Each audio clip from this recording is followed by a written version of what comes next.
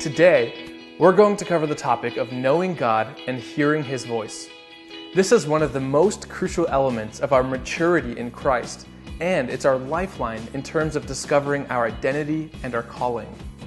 As followers of Jesus, we won't know His unique purposes for our lives if we're not listening to His voice of affirmation, direction, and love. This one summer when I was in Pittsburgh, the YWAM missionaries were sitting us down and teaching us what it meant to hear the voice of God. And actually, I kind of laughed at them. I thought that that was a really stupid thing that they were teaching, that God could talk to us. I remember thinking, I grew up in church and I grew up in Christian school and I went to chapel every Wednesday and I memorized all these scriptures.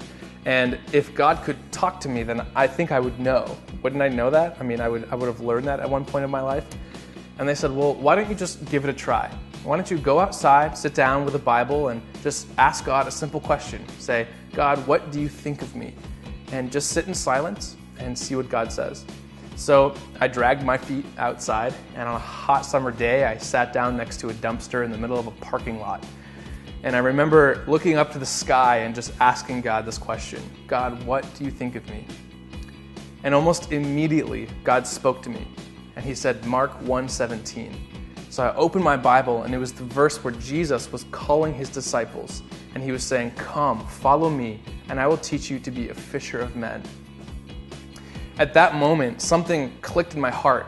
All the things that I had learned about God, all the scriptures I had memorized, all the Bible stories and church services and all that stuff, finally had actual application in my life. Like, it actually started to matter because God was real, and I could interact with Him. So hearing His voice that day changed everything for me.